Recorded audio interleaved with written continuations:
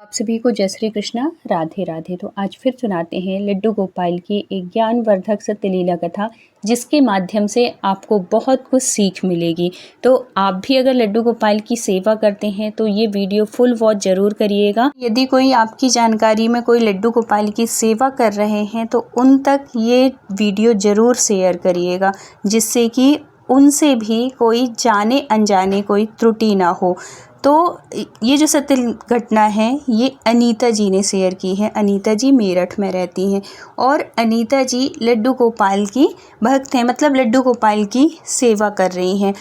बहुत साल हो गए उनको लड्डू गोपाल की सेवा करते हुए, और वो लड्डू गोपाल की सेवा एक पुत्र के रूप में करती हैं। बेटे के जैसे ही उनको मान के उनकी सेवा कर रही हैं। उनको मतलब जैसे हम एक छोटे बच्चे की सेवा करते हैं, वैसे ही उसी भाव से अनीता जी भी लड्डू गोपाल की सेवा करती हैं। बहुत अच्छे से सब कुछ चल रहा था और भगवान की कृपा से उनके जीवन में बहुत शांति थी, बहुत सुकून था। अब क्या होता है कि अब बच्चे बड़े हो रहे थे तो इन्होंने अपने बेटे की शादी की, बड़े बेटे की शादी की। शादी भी बहुत अच्छे से हुई। शादी में भी कोई विघ्न नहीं आया भगवान की कृपा से, सब कुछ। क्योंकि जो अनीता जी हैं वो हर एक कार्य अपना लड्डू गोपाल को आगे करके ही करते हैं, और यही होना भी चाहिए। अगर आप लड्डू गोपाल की सेवा कर रहे हैं या कि लड्डू गोपाल की सेवा आपके घर हो रही है तो आप जो है ना सब कुछ अपने लड्डू गोपाल को मानो। मतलब हर कार्य को करने से पहले आप लड्डू गोपाल से ज़रूर सहमति लो, ज़रूर उनसे बताओ। और हर कार्य के लिए आप लड्डू गोपाल, अगर आपका कोई भी कार्य होता है तो उसके लिए अपने कन्हैया को ज़रूर धन्यवाद दिया करिए, क्योंकि अगर उनकी कृपा ना होना तो हम कुछ भी नहीं कर सकते हैं। वही हमारा मार्गदर्शन करते हैं। तो इनकी जो बेटा था, इनकी शादी में ऐसा लग रहा था लास्ट तक कि कोई ना कोई गड़बड़ हो जाएगी, क्योंकि अनीता जी की जो परिस्थिति है इतनी अच्छी भी नहीं है। और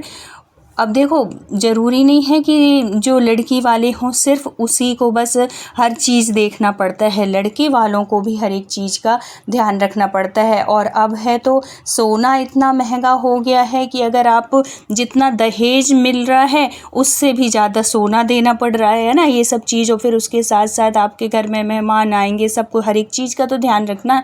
बहू आएगी तो उसका भी तो सब कुछ मतलब वेलकम के लिए सब कुछ चाहिए। तो ये सब चीज़ों के लिए उनको ऐसा लग रहा था कि क्या पता कहीं लास्ट तक पैसे कम ना हो जाएं। लेकिन कन्हैया की जिसके ऊपर कृपा होती है ना, अगर आप उसके ऊपर छोड़ दिए हो अपना हर कार्य तो वो बहुत अच्छे से संभाल लेते हैं।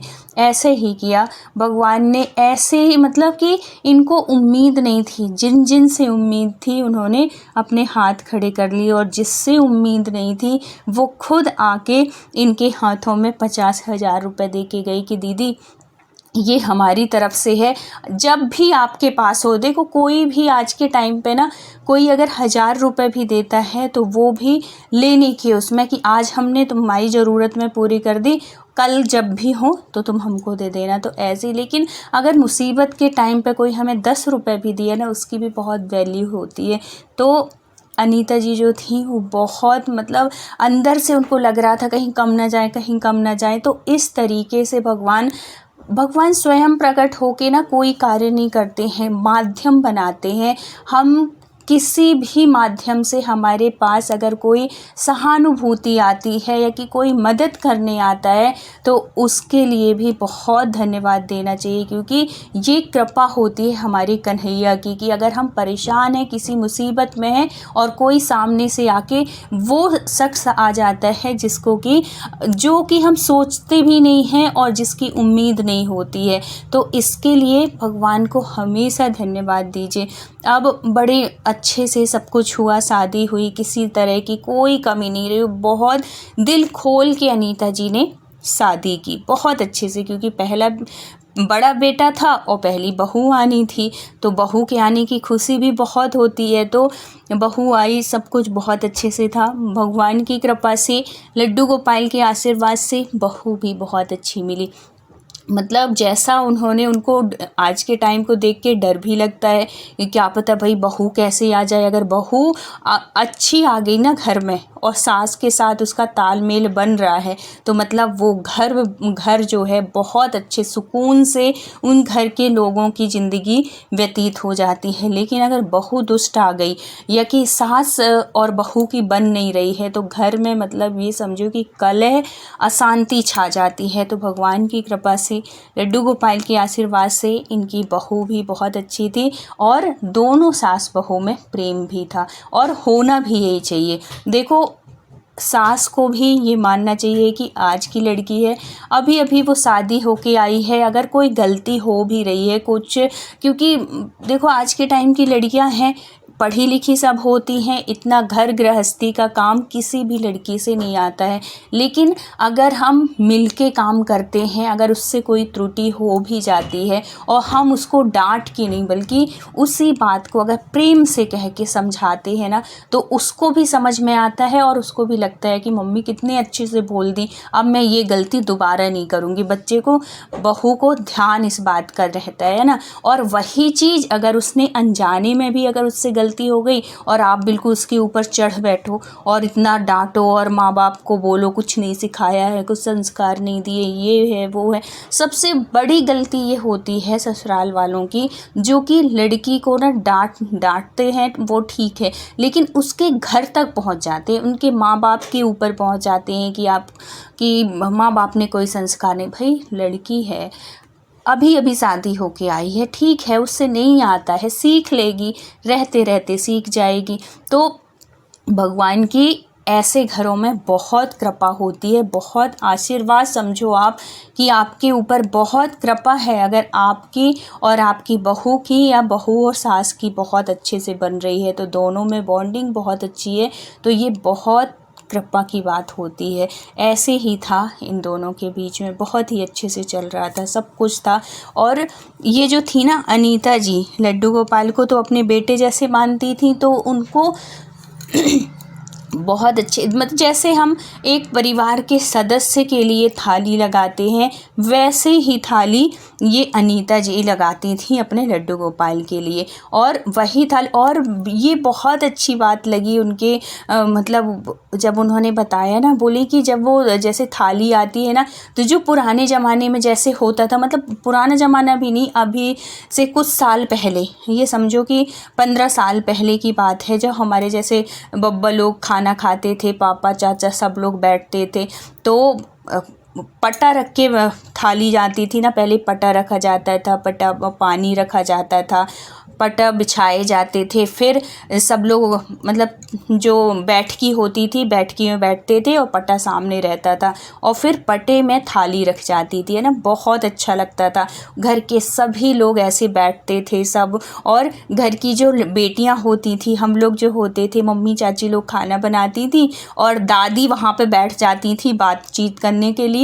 दादी तो दादाजी के बाद ही खाती थी, दादाजी खाए और फिर दादी खाई और मम्मी चाची लोग खाई, और हम लोग क्या करते थे कि हम लोग खाना परोसते थे, पापा चाचा और बब्बा लोगों को, बुआ लोग हैं तो बुआ लोग भी मदद कर दी, अब खाना परोसने लगी या तो बच्चे बैठ गए खाने को, इस तरीके से मतलब हर किसी के घर में ऐसे ही होता रहा होगा पहले के टाइम पे। तो ये माहौल हमने देखा है अपने घर परिवार में, ये चीज़ बहुत अच्छी लगती है। तो अनीता जी भी क्या करती थी कि जब सबके लिए थाली लगाती थी ना तो वो सबसे पहली थाली और पीढ़ा, भगवान जी को उनके पास ना बड़े से लड्डू गोपाल थे, मेरठ की थी और वृंदावन बहुत ज़्यादा दूर नहीं है, तो उनके पास बहुत टाइम से, ये समझो कि उनकी सास के ज़माना से, उनके सास ससुर के ज़माने से ही वो लड्डू गोपाल थे, जो बड़े वाले 18 नंबर के लड्डू गोपाल होते हैं वो। तो जब सबकी थाली लगती थी, जब सब लोग बैठ जाते थे, तो मेन जो जगह होती थी बैठने की फर्स्ट में, वहाँ पे लड्डू गोपाल के लिए बढ़िया अच्छे से वो बिछाई जाती थी आसनी, और फिर आसनी के ऊपर लड्डू गोपाल को बिठाते थे और उसके सामने एक छोटा सा उन्होंने पीढ़ा बनवाया हुआ था, पट्टा जिसको बोलते हैं ना, वो पीढ़ा बनवाया हुआ था और उसके ऊपर वो थाली रख जाती थी। मतलब आप सोचिए, इस बात को इमेजिन करिए कि कितना अच्छा लगता रहा होगा, कितना बढ़िया ऐसे कि लड्डू गोपाल बैठ के और बढ़िया उनके सामने ऐसे पीढ़ा में थाली आ रही है और सब लोग बैठे हैं और वो भी बैठे हैं। ऐसा माहौल भगवान करे हर घर में हो, हर परिवार में हो, तो यही धरती का स्वर्ग है और कुछ नहीं है। किसी ने नहीं देखा नर्क और किसी ने नहीं देखा स्वर्ग, लेकिन जिसके घर में सुख शांति है, सुख समृद्धि है, घर के परिवार के लोग भाई भाई अच्छे से बात करते हैं, देवरानी जेठानियों में बहुत प्रेम है, सास बहू के साथ बहुत प्रेम है, आपस में सब बहुत अच्छे से बोल रहे हैं, बता रहे हैं, किसी के प्रति कोई जलन भाव नहीं है, तो यही धरती का स्वर्ग है। अगर आपके घर में भी अगर ऐसा माहौल है तो आप भी यही सोचिए कि आप बिल्कुल स्वर्ग वाला जीवन जी रहे। देखो, जीवन है ये, जीवन में थोड़ी बहुत अभाव सबके जीवन में चलता है ना, कभी किसी चीज़ का तो कभी किसी चीज़ का, लेकिन जो हमें मिला है उसके लिए हमेशा अपने ठाकुर जी से, अपने लड्डू गोपाल से धन्यवाद दो। हमेशा हर पल उनके लिए हमें जो चीज़ें मिली हैं ना उसके लिए धन्यवाद देना चाहिए, क्योंकि जो हमारे पास है वो बहुत से ऐसे लोग हैं जो उनके पास नहीं हैं। इस वजह से और जब हम धन्यवाद देते हैं ना तो हमारे ऊपर भगवान की कृपा भी होती है। और जब हम रोते रहते हैं हर एक चीज़ के लिए, आज ये नहीं है, आज वो नहीं है, मेरी बहू ऐसी तो मेरा पति ऐसा, तो अब जितना हम रोएंगे ये समझो कि उतना ही कष्ट हमारे जीवन में है। और जितना हम खुश रहने लगेंगे, जितना आनंद में रहेंगे, जितना अच्छी पॉजिटिव चीज़ें सोचेंगे, हमारे जीवन में उतनी ही खुशियाँ आती हैं। इस बात का विशेष ध्यान रखिएगा। तो अब क्या होता है कि बहुत अच्छे से ऐसे ही रोज़ का नियम था इनका, रोज़ ही ऐसे ही भोग लगता था, ऐसे ही उनको बिठाल के और सबका जब खाना होता था तो सब ऐसे ही बैठ के खाते। फिर वो जो थाली होती थी कन्हैया जी की, वो अनीता जी, हमेशा अनीता जी ही लेती थी, या कि कभी उनके अगर ससुर जैसे लेट आया कि कुछ भी ऐसा है, कोई भी ले लिया, ऐसा कुछ नियम नहीं था, लेकिन अधिकांश वो ही लेती थी। अब देखो, कुछ हमारे घर परिवार जो होते हैं ना, कुछ नियम होते हैं कि इस टाइम पे ये नहीं करना, इस टाइम पे ये नहीं करना। तो सावन में बहुत अधिकांश आपने देखा होगा कि सावन में कढ़ी नहीं बनती है ना कढ़ी। क्या पता आप लोगों के बनती है कि नहीं बनती। जिसके भी बनती हो वो ज़रूर बताइएगा, और जिसके नहीं बनती हो वो कमेंट में ज़रूर बताइएगा कि आप लोगों के यहाँ बनती है कि नहीं बनती। तो इनके यहाँ, अनीता जी के यहाँ सावन में कभी भी कढ़ी नहीं बनती थी। और सावन में कढ़ी ना बनने का एक कारण ये भी होता है कि इस टाइम पे ना, बारिश के टाइम पे जो जीव जंतु कीड़े मकोड़े बहुत हो जाते हैं, वही घास हमारे जानवर खाते हैं, उन्हीं से दूध बनता है और दूध से दही जमा के फिर कढ़ी बनती है। एक रीज़न ये भी है। और दूसरा क्या है कि इस टाइम पे मौसम थोड़ी वैसा होता है, तो ये जो कढ़ी होती है गारिष्ठ होती है, जो कि पचती नहीं है। पाचन शक्ति के लिए भी ना, पचाने में भी बहुत वो होती है, इस वजह से भी कढ़ी नहीं बनती है। और तीसरा कारण ये है कि सावन में शंकर जी को दूध दही बहुत चढ़ाया जाता है, तो ये भी एक कारण है कि वही दूध दही भोलेनाथ को चढ़े, इस वजह से भी कढ़ी नहीं बनती है। और मतलब जो एक होता है ना हमारे घर परिवार में, जो चला आ रहा है उस चीज़ को निभाया जाता है, कि हमारी दादी के ज़माने से अगर कुछ चीज़ निषेध है कि इस टाइम पे ये चीज़ नहीं होगा तो वो नहीं होता है। तो ऐसे ही अनीता जी कहती हैं कि हमने अपने इतने साल हो गए हमारी शादी के, हमारे यहाँ कभी भी सावन में कढ़ी नहीं बनी। लेकिन ये जो बहू थी ये पढ़ी लिखी थी और आज के ज़माने की थी, तो ये सोचती है कि अरे माँ, अगर हो गया, पहले के ज़माने में नहीं बनी तो नहीं बनी, इसका मतलब ये थोड़ी कि ऐसे बनता नहीं है। और इसका कोई वैसा कारण तो है नहीं कि नहीं निषेध है कि बनना नहीं चाहिए कि क्या है। तो मैं ऐसा करूँगी, मैं तो बनाऊँगी, मेरा बहुत मन कर रहा है। और ये सावन में इस तरीके की करती है।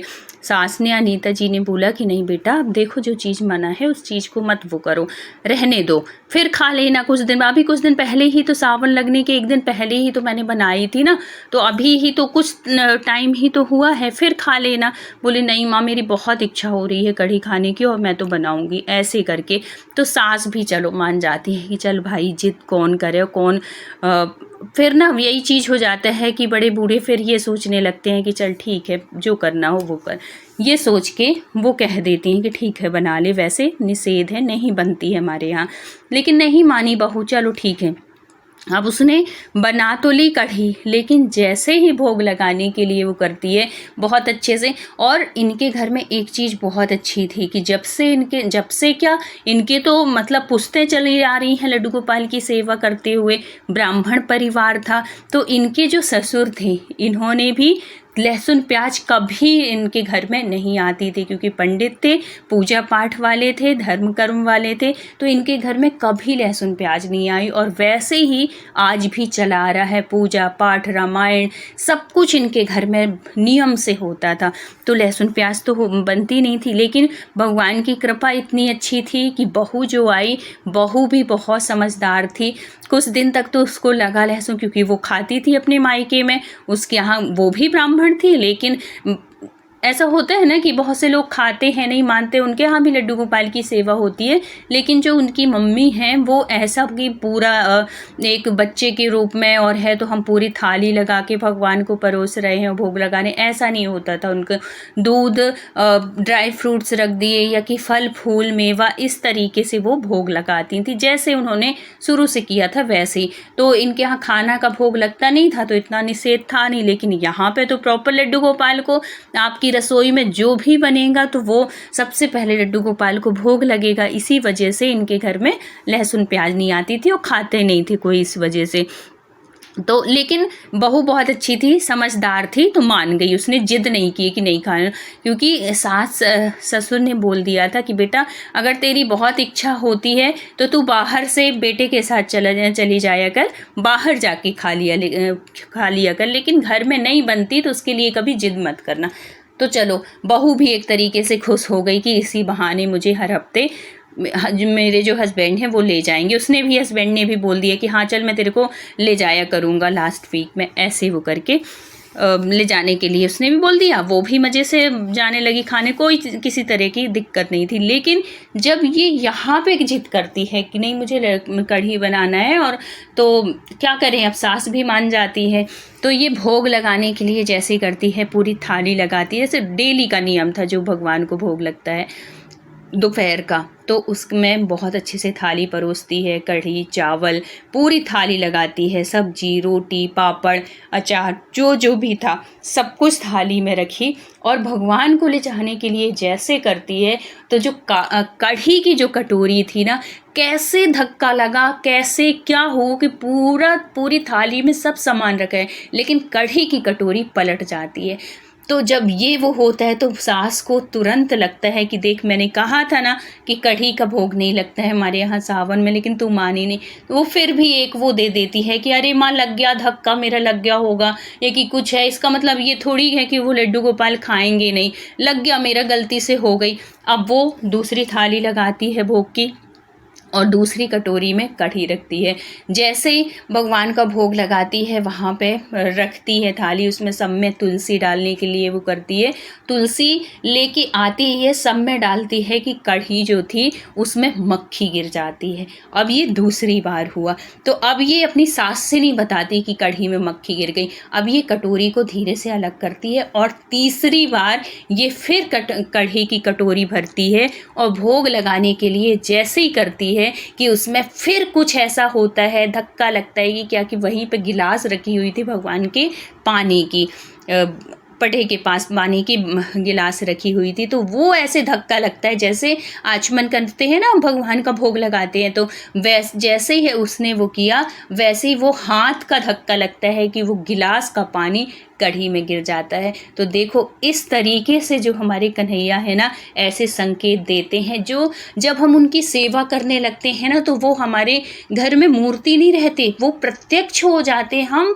क्योंकि भगवान भक्त के भाव के भूखे हैं। वो किसी भी चीज़ के, अब वो खाना खाते हैं क्या, वो भोग लगाते हैं नहीं लगाते ना, कन्हैया सिर्फ दृष्टि भोग लगाते हैं, लेकिन अगर हमारा भाव है कि हम उनको एक बेटे के रूप में मानते हैं तो वो भी हमारे साथ बेटे के रूप में ही रहेंगे। अगर उनके घर में प्रत्यक्ष ना होते तो ये चीज़ ना होती। फिर उस जो बहू थी उसको अपनी गलती का एहसास हो जाता है और वो इतना रोती है, इतना रोती है, इतना दुखी होती है और फिर बाद में इस बात को मानती है कि हाँ मैंने गलत किया और माँ ने मना किया था लेकिन मैं मानी नहीं। फिर जब रोने लगती है तो जो सास थी अनीता जी थी वो पूछती हैं कि क्या हुआ, क्यों रो रही हो।